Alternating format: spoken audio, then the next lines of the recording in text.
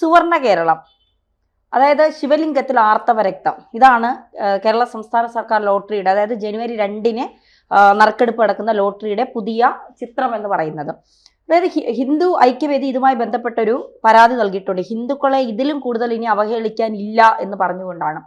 ഇത് പിന്നെ അനൗദ്യോഗികമായി ലോട്ടറി വകുപ്പ് പറയുന്നത് ലളിതകലാ അക്കാദമിയിൽ ഉണ്ടായിരുന്ന ഒരു ലോട്ടറി, അതിന്റെ പകർപ്പാണ് നമ്മൾ പുറത്തിറക്കിയതെന്നൊക്കെയാണ് പറയുന്നത്. അത് അനൗദ്യോഗികമായ വിശദീകരണമാണ്.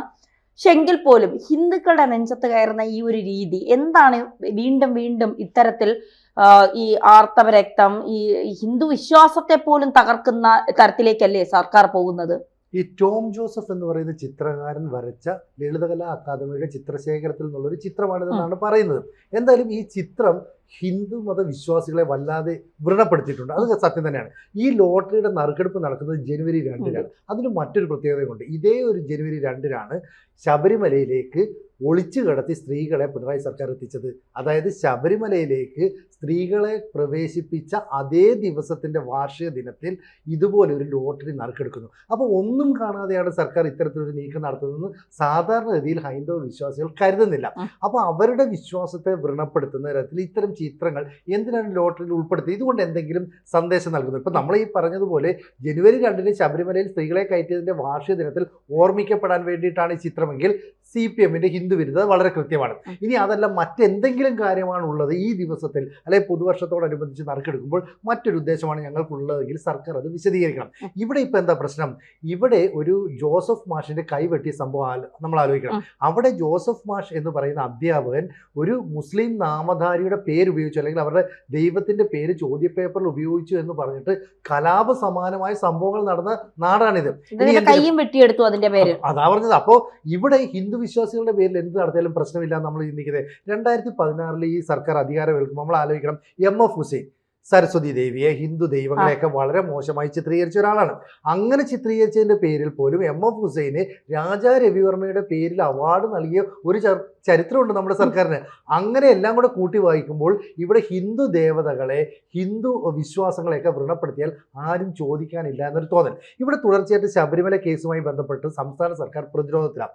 സർക്കാരിൽ ഉൾപ്പെടുന്ന CPM-ന്റെ പല നേതാക്കളും ഈ കേസിൽ ഉൾപ്പെട്ടുകൊണ്ടേയിരിക്കുന്നു. ഏറ്റവും ഒടുവിൽ അന്ന് ദേവസ്വം മന്ത്രിയായിരുന്ന കടകംപള്ളി സുരേന്ദ്രൻ ഉൾപ്പെടെ ഉള്ളവർ ഉൾപ്പെടുന്നു. ഈ ദേവസ്വം മന്ത്രിയായ കടകംപള്ളി സുരേന്ദ്രൻ ആയിക്കോട്ടെ, മുൻ മന്ത്രിയായിട്ടുള്ള രാധാകൃഷ്ണൻ ദേവസ്വം മന്ത്രിയായിരുന്നു. ഇവരൊക്കെ ശബരിമലയിൽ അയ്യപ്പന്റെ ശ്രീകോവിലിന് മുമ്പിൽ നിൽക്കുന്ന നമ്മൾ കണ്ടിട്ടുണ്ട്. ഒരിക്കൽ പോലും കൈകൂപ്പിയല്ല നിൽക്കുന്നത്. മറ്റു ഭക്തർക്ക് ആ അയ്യപ്പ വിഗ്രഹം കാണുന്നതിന് തടസ്സം എന്നതിൽ മുന്നിൽ നിൽക്കുന്ന ഈ CPM പ്രവർത്തകർ അല്ലെങ്കിൽ CPM നേതാക്കൾ, ഇവരൊക്കെ തന്നെ ഇപ്പോൾ ശബരിമല കവർച്ചയുമായി ബന്ധപ്പെട്ട് കേസിലാണ്, അല്ലെ സംശയത്തിന്റെ നിഴലിലാണ്. അങ്ങനെ ഒരു സാഹചര്യത്തിൽ ഈ ലോട്ടറി ടിക്കറ്റിൽ ഇത്തരം ഒരു ചിത്രം ആലേഖനം ചെയ്തു വരുന്നതിന്റെ ഉദ്ദേശം എന്താണ്?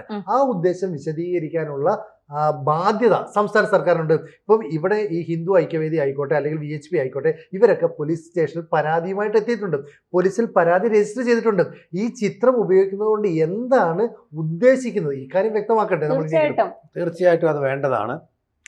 പറഞ്ഞതുപോലെ സിജിയും അതുപോലെ തന്നെ ധന്യയും പറഞ്ഞതുപോലെ തന്നെ ഹിന്ദു എന്ന ജന്തുവിനെ എന്തു ചെയ്താലും ഒരു കുഴപ്പവുമില്ല എന്നുള്ള സന്ദേശമാണ് വളരെ വ്യക്തമായിട്ട് നൽകുന്നത്. നോക്കൂ, ഇതുപോലൊന്നായിരുന്നു ഏതെങ്കിലും മറ്റു മതത്തിൻ്റെ പേരിൽ ഇറങ്ങിയ ചിത്രമെങ്കിൽ കേരളത്തിലെന്നല്ല എവിടെയായാലും ചോരപ്പുഴകൾ ഒഴുകിയേനെയും. അത് നിയന്ത്രിക്കാൻ പട്ടാളത്തിനെ വിളിക്കേണ്ടി വന്നേനെ. ഇത് നോക്കൂ, നമ്മൾ പലരും അറിയുന്നത് തന്നെയില്ല, നമ്മൾ ഇതിലല്ല ശ്രദ്ധിക്കുന്നത് എന്നുള്ളതാണ്. നോക്കൂ, ഇവിടെ ചിത്രം ഇപ്പോൾ ടോം ജോസഫ് ചെയ്ത ചിത്രമായിക്കോട്ടെ, അത് ലളിതകലാ അക്കാദമിയിൽ ഇരുന്നത്, അത് ഇത് ലോട്ടറിയിലെടുത്ത് പാവപ്പെട്ട ധാരാളം ആളുകൾ അവരുടെ ഉപജീവന മാർഗമായിട്ട് ഉപയോഗിക്കുന്ന പാവപ്പെട്ട ധാരാളം ഹിന്ദുക്കൾ വാങ്ങിക്കുന്നത് കൊണ്ട് മാത്രം കേരള ഗവൺമെൻറ്റിന് വരുമാനം ഉണ്ടാകുന്നു. കേരള ഗവൺമെൻറ്റിൻ്റെ വരുമാനം 2 സ്രോതസ്സുകളിൽ നിന്നാണ്. ഒന്ന് ബെവ്കോ വിൽക്കുന്ന മദ്യം, അതുപോലെ തന്നെ രണ്ടാമത് ഈ ഭാഗ്യക്കുറയുടെ വിൽപ്പന. എന്നിട്ടും ഇപ്പോൾ നട്ടം തിരികെയാണ്, പണമില്ലാതെ കാലിയാവുകയാണ്, ഖജനാവ് കാലിയാവുകയാണ്. എന്ത് ചെയ്യണമെന്ന് അറിയാതെ നട്ടം തിരിയുന്ന ഒരു ഗവൺമെൻറ്റാണ്. ഇപ്പോൾ ഫലം നമ്മൾ അനുഭവിക്കാൻ പോകുന്നേ ഉള്ളൂ. അപ്പോൾ പദ്ധതികൾക്ക് വക കൊള്ളിക്കാൻ പണമില്ലാത്ത വലിയൊരു ഗുരുതരമായ പ്രതിസന്ധിയിലേക്കാണ് പോയിക്കൊണ്ടിരിക്കുന്നത്. ആ സമയത്തും ഈ ലോട്ടറിയിലെങ്കിലും അല്പം മര്യാദ കാണിക്കണ്ടേ? ഇത് എന്താണ് സംഭവം എന്ന് വെച്ച് കഴിഞ്ഞാൽ, ഇതൊരു പ്ലാൻഡായിട്ടുണ്ട്. ഡേറ്റ് പ്ലാൻ ചെയ്തെന്ന് പറഞ്ഞു, യുവതീ പ്രവേശനത്തിൻ്റെ അതേ ദിവസം. ഇത് വളരെ ആസൂത്രിതമായിട്ടുള്ള നീക്കമാണ്. നമ്മൾ കൂട്ടിച്ചേർത്ത് വായിക്കേണ്ടത്, കടയ്ക്കലിലെ ക്ഷേത്രത്തിൽ ഉത്സവ സമയത്ത് അവിടെ ദേവസ്വം ബോർഡ് ക്ഷേത്രമാണ്, വിപ്ലവ ഗാനങ്ങൾ ആലപിച്ചു, വിപ്ലവ ഗായകരെ കൊണ്ടുവന്നു, ഇൻകുലാബ് വിളിപ്പിച്ചു. ഒന്ന്. പിന്നെ ശബരിമലയിൽ അവിടുത്തെ ദ്വാരപാലകരുടെയും ശബരിമലയിലെ താഴികക്കുടത്തിൻ്റെയും സ്വർണം പലതും അടിച്ചു മാറ്റിയെന്നിപ്പോൾ ഹൈക്കോടതി തന്നെ കണ്ടെത്തിയിട്ടുണ്ട്.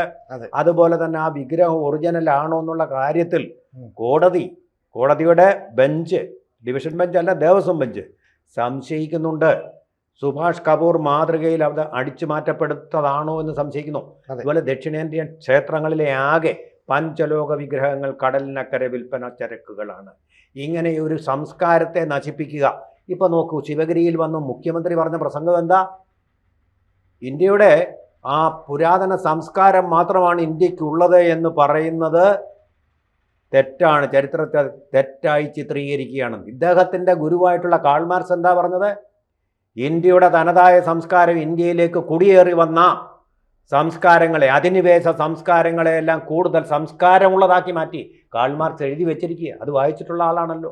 അപ്പം ഇവിടെ മാർക്സിനെ പോലും തള്ളിപ്പറഞ്ഞുകൊണ്ട് ഇന്ത്യയുടെ തനതായിട്ടുള്ള സംസ്കാരം പുനർജനിപ്പിച്ചാൽ പിന്നെ കമ്മ്യൂണിസ്റ്റ് പാർട്ടിയും അതിൻ്റെ ഒരു ബീജം പോലും ഇവിടെ അവശേഷിക്കുന്നില്ല എന്ന് കണ്ടുകൊണ്ട് ആദിദേവനായ ശിവനെ അപമാനിക്കുന്ന തരത്തിൽ അദ്ദേഹത്തിൻ്റെ തലയിലേക്ക് ഏതോ സ്ത്രീയുടെ വിസർജ്യ വസ്തു ഒഴുകുന്ന രീതിയിൽ ഇത് ചിത്രീകരിച്ചിരിക്കുകയാണ്. ആ ചിത്രീകരണം വളരെ അർത്ഥവത്താണ്. അങ്ങനെയുള്ള ഈ പറയുന്ന വിസർജ്യ വസ്തുക്കൾ കൊണ്ട് നമ്മുടെ ദൈവങ്ങളെ അപമാനിച്ചുകൊണ്ട് അവയെ ഇല്ലാതാക്കുകയാണ്. നമ്മുടെ ഹിന്ദു സങ്കല്പപ്രകാരം ശരീരം ശുദ്ധമായിരിക്കണം, അങ്ങനെ ക്ഷേത്രത്തിൽ പോകാൻ പാടുള്ളൂ എന്ന് പറഞ്ഞാൽ നമ്മുടെ ബോഡി ഫ്ലൂയിഡ്സ് പുറത്തേക്ക് ഡിസ്ചാർജ് ചെയ്യുന്ന എല്ലാം വിസർജ്യ വസ്തുക്കളാണ്.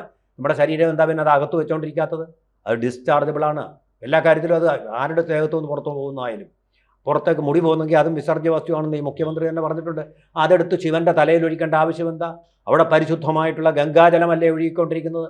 ആ സങ്കല്പത്തെ തകിടം മറിച്ചുകൊണ്ട് ഹിന്ദു വിശ്വാസത്തെ പ്രതീകാത്മകമായ ഒരു ചിത്രത്തിലൂടെ ഹനിക്കാനും വേദനിപ്പിക്കാനും, അതായത് സ്റ്റാലിൻ്റെ മകനായിട്ടുള്ള ഉദയനിധി സ്റ്റാലിൻ പറഞ്ഞതുപോലെ സനാതന സംസ്കാരത്തെ നശിപ്പിക്കാൻ, എങ്കിൽ മാത്രമേ കമ്മ്യൂണിസ്റ്റ് പാർട്ടിക്ക് നിലനിൽക്കാൻ പറ്റൂ എന്നുള്ളതിൻ്റെ ഒരു കലാത്മകമായിട്ടുള്ള ആവിഷ്കാരമാണ് ഈ ലോട്ടറിയിൽ അവർ കൊണ്ടുവന്നിരിക്കുന്നത്. വളരെ ആഴത്തിലുള്ളൊരു ഗൂഢാലോചനയാണ് ഈ ശബരിമല കൊള്ളയുമെന്നാണ് ഇത് സൂചിപ്പിക്കുന്നത്. ഈ തന്നെ ഇപ്പോൾ ഈ പറയുന്ന പോലെ ഈ ആർത്തവ രക്തം ഇങ്ങനെ വീഴുന്നു എന്ന തരത്തിലുള്ള ഒരു സിംബോളിക് ആയിട്ടുള്ളൊരു സാധനം വരുന്നുണ്ട്.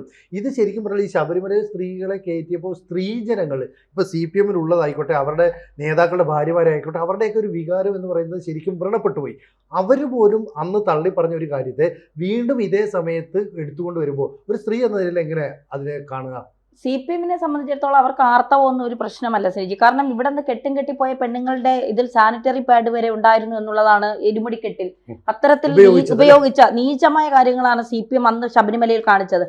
വിശ്വാസികളുടെ നെഞ്ചത്ത്, പ്രത്യേകിച്ച് ഹിന്ദുക്കളുടെ നെഞ്ചത്ത്, അല്ലെങ്കിൽ അവരുടെ വിശ്വാസങ്ങളെ വ്രണപ്പെടുത്താൻ ഒരു മടിയുമില്ലാത്ത ഈ സർക്കാർ ഭരിക്കുന്നിടത്തോളം കാലം ശിവന്റെ തലയിലല്ല, ഇനി ബ്രഹ്മാവിന്റെ തലയിൽ പോലും വേണമെങ്കിൽ ഇവർ ആർത്തവം രക്തം ഒഴുക്കും എന്നുള്ളത്. ആർത്തവം അശുദ്ധിയാണെന്നൊന്നും ഞാൻ പറയുന്നില്ല. ആർത്തവമുള്ള സ്ത്രീകൾ അമ്പലത്തിൽ കയറുന്നവരെ കൊണ്ട് ഇപ്പോഴത്തെ ന്യൂജൻ എന്നൊക്കെ പറഞ്ഞ് അങ്ങനെ കയറുന്നുണ്ട്. പക്ഷെ അങ്ങനെ അല്ലാത്ത ഒരുപാട് ആളുകളുണ്ട്, വിശ്വാസത്തെ മുറുകെ പിടിക്കുന്ന ഒരുപാട്. ഞാനൊക്കെ വിശ്വാസത്തെ മുറുകെ പിടിച്ചു, അതുകൊണ്ട് എന്ത് നേടിയെന്ന് വെച്ചാലൊന്നും എനിക്കറിയില്ല. പക്ഷെ വിശ്വാസത്തെ മുറുകെ പിടിക്കുന്ന ആളുകളിൽ ഒരാളാണ് ഞാൻ. നമുക്ക് ഈ ആർത്തവം എന്ന് പറയുന്നത് അശുദ്ധി എന്നതിനപ്പുറം അത് നമ്മുടെ വിശ്വാസത്തെ കൂടി ഉൾപ്പെടുന്ന ഒരു കാര്യമാണ്. ഈ സമയത്ത് നമ്മൾ അമ്പലത്തിൽ പോകാൻ പാടില്ല, ദൈവങ്ങളെ, അതൊക്കെ നമ്മുടെ ഒരു വിശ്വാസത്തിന്റെ ഭാഗമാണ്. അപ്പൊ അത് പകർന്നു തരുന്നത് ഇപ്പൊ നമ്മുടെ അമ്മയുടെ അമ്മ പറഞ്ഞു കൊടുത്തു, അമ്മ നമുക്ക് പറഞ്ഞു തരുന്നു, നമ്മൾ നമ്മുടെ അടുത്ത തലമുറയ്ക്ക് പറഞ്ഞു കൊടുക്കുന്നു എന്നുള്ളതാണ്. ഇവിടെ കുറെ സഹാക്കന്മാർ വന്നിട്ട് ഹിന്ദു ദൈവങ്ങളുടെ പുറത്തുകൂടി മാത്രം ഇവർക്ക് ആർത്തവ രക്തം ഒഴിക്കാൽ മതി. മറ്റ് ഏതെങ്കിലും മതത്തിലുള്ള ആരുടെയെങ്കിലും ഒരാളുടെ പേര്, ഒരു സിനിമയ്ക്ക് ഒരു പേര് ഏതെങ്കിലും സമുദായത്തിൽ ഒരാളുടെ പേരിട്ട ഹിന്ദുക്കളുടെ അല്ലാതെ എന്തെല്ലാം പ്രശ്നങ്ങൾ ഇവിടെ ഉണ്ടാക്കും. ആ പേര് മാറ്റാനും ജോസഫ് മാഷി എന്നെ സുനിജി ആദ്യം പറഞ്ഞ ഏറ്റവും വലിയ ഉദാഹരണമാണ്, ജീവിച്ചിരിക്കുന്ന ഏറ്റവും വലിയ ഉദാഹരണമാണ് അദ്ദേഹം തന്നെ.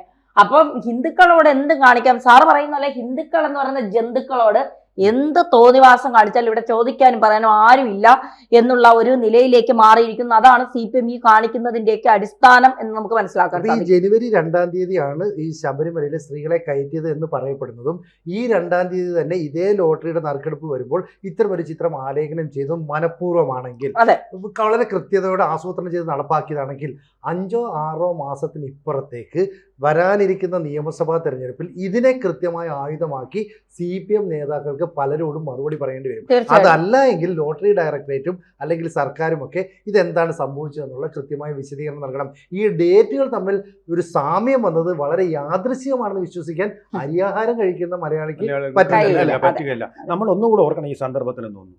ഡെക്കാൻ ഹെറാഡിലെ പിന്നെ പ്രവാചകന്റെ പേര് വെച്ചൊരു കാർട്ടൂൺ വന്നതിൻ്റെ പേരിലാണ് അതിൻ്റെ എഡിറ്റോറിയൽ ഓഫീസിലേക്ക് കയറി 4 പേരെ അപ്പം തന്നെ കൊന്നത്. ഇന്ത്യയിൽ നടന്ന സംഭവമാണ്, തൊട്ടടുത്ത് കർണാടകത്തിൽ. അതുപോലെ തന്നെയാണ് നമുക്കറിയാം ഫ്രഞ്ച് ഡെയിലി ആയിട്ടുള്ള ചാൾസ് എന്ന് പറയുന്ന, അപ്പോൾ ശരിക്കും ഓർക്കുന്നില്ല, സബ്ജക്റ്റ് കറക്ഷൻ, ചാൾസ് എന്ന് അതിൽ പേര് വരുന്നുണ്ട്. ആ പത്രത്തിൽ അള്ളാഹുവിൻ്റെ പടം വെച്ചു എന്നുള്ള ഒരു കാരണം പറഞ്ഞുകൊണ്ട് അതിലെ എഡിറ്റർമാരെ വെടിവെച്ചത്. പക്ഷേ യൂറോപ്പ് എങ്ങനെയാണ് പ്രതികരിച്ചത്? പിറ്റേ ദിവസം അതേ പടം തന്നെ യൂറോപ്പിലെ എല്ലാ പത്രങ്ങളും പ്രസിദ്ധീകരിച്ചുകൊണ്ടാണ് ഇതിനോട് പ്രതികരിച്ചത്. കഴുത്തിന് മേൽ തല വേണമെന്ന് നിർബന്ധമില്ല എന്ന് പറഞ്ഞ് ആവിഷ്കാര സ്വാതന്ത്ര്യത്തെ അവർ ആവിഷ്കരിച്ചത് അങ്ങനെയാണ്. ഇവിടെ അങ്ങനെയാണോ? ആവിഷ്കാര സ്വാതന്ത്ര്യമാണോ ഇത് ആരും ഒന്നും പറയാത്തത് കൊണ്ട് ഇതുപോലെയുള്ള കാര്യങ്ങൾ, അശ്ലീലങ്ങൾ, ദൈവങ്ങളെ അശ്ലീലവൽക്കരിക്കുന്ന നടപടിയാണ് ഇവിടെ നടക്കുന്നത്. ഇത് സ്ത്രീകളും വാങ്ങിക്കുന്ന ഒന്നല്ലേ? ഇതിലേക്ക് ഈ ആർത്തവ രക്തമൊക്കെ കൊണ്ടുവരേണ്ട കാര്യം എന്താ? നമ്മൾ രഹസ്യമായിട്ട് ചെയ്യുന്ന കാര്യങ്ങൾ എന്തിനാ ഈ പരസ്യമായിട്ട് ചിത്രങ്ങളിൽ കൊണ്ടുവരുന്നത്? സ്ത്രീകൾ വിൽക്കുന്നുണ്ടല്ലോ, അവർ കണ്ട ഇച്ഛയെന്ന് പറയത്തില്ലേ, മ്ലേച്ഛമെന്ന് പറയത്തില്ലേ? ഒരു ദൈവത്തിൻ്റെ തലയിലേക്ക് ഒഴിക്കാനുള്ളത് നമ്മളെന്താ? പരിശുദ്ധമായിട്ടുള്ള നെയ്യ്, പരിശുദ്ധമായിട്ടുള്ള ചന്ദനം, പരിശുദ്ധമായിട്ടുള്ള പാലഭിഷേകം അല്ലേ? ഇതൊക്കെയല്ലേ ചെയ്യുന്നത്. അതിന് പകരം ആർത്തവ രക്തം കൊണ്ടുവന്നിട്ട് എന്തിനാണ് ഇങ്ങനെ വേറെ എന്ത് തലതിരിഞ്ഞ പ്രവൃത്തികളാണ്? കമ്മ്യൂണൽ കലാപം ഉണ്ടാക്കാൻ, വർഗീയ ലഹള ഉണ്ടാക്കാൻ വേണ്ടിയുള്ള ആസൂത്രിതവും മനഃപൂർവ്വമായ ശ്രമം, ആ കലക്കവെള്ളത്തിൽ മീൻ പിടിച്ച് അധികാരം നിലനിർത്താനുള്ള അധികാരിയുടെ, പ്രജാപതിയുടെ ശ്രമമാണ്.